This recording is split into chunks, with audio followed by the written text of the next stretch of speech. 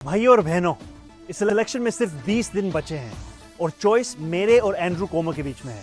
अगर आप पहली बार इलेक्शन के बारे में जान रहे हैं तो ये है जो एंड्रू कोमो ऑफर कर रहा है।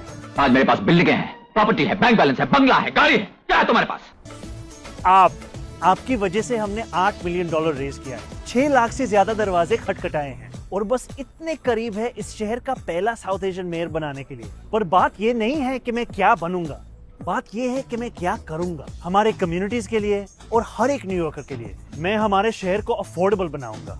न्यूयॉर्कर्स मुश्किल से अफोर्ड कर रहे हैं रोटी, कपड़ा और मकान। मैं ये सब बदलने के लिए लड़ रहा हूँ, rent free buses, universal child care और सस्ती ग्रोसरीज के जरिए। पर आपको एक सवाल पूछना चाहता हूँ, तुमने कभी किसी को वोट किया? कभी किसी को रैंक किया? देखो, यहाँ न्यूयॉर्क सिटी में हम रैंक चॉइस वोटिंग यूज करते हैं। इसका मतलब है कि सिर्फ एक कैंडिडेट को चूज करने के बजाय आप 5 कैंडिडेट्स तक को रैंक कर सकते हो अपनी पसंद के हिसाब से।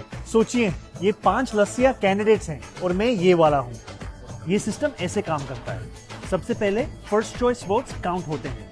जिस कैंडिडेट के वोट सबसे कम होते हैं उसे हटा दिया जाता है। लेकिन अगर वो आपका पहला चॉइस था तो आपका वोट खत्म नहीं होता है, वो आपके नेक्स्ट चॉइस को चला जाता है।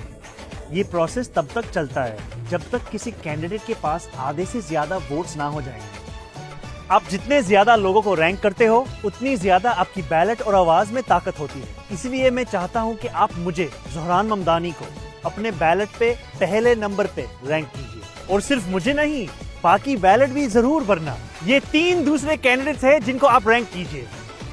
लेकिन एक बात याद रखना, एंड्रू कोमो को रैंक नहीं करना। उसका कैंपेन ट्रंप के डोनर्स के पैसों से चल रहा है। अगर वो जीता तो डीसी के साथ साथ NYC भी उनका होगा। विश्वास नहीं होता तो खुद उनसे सुनिए कि क्या होगा अगर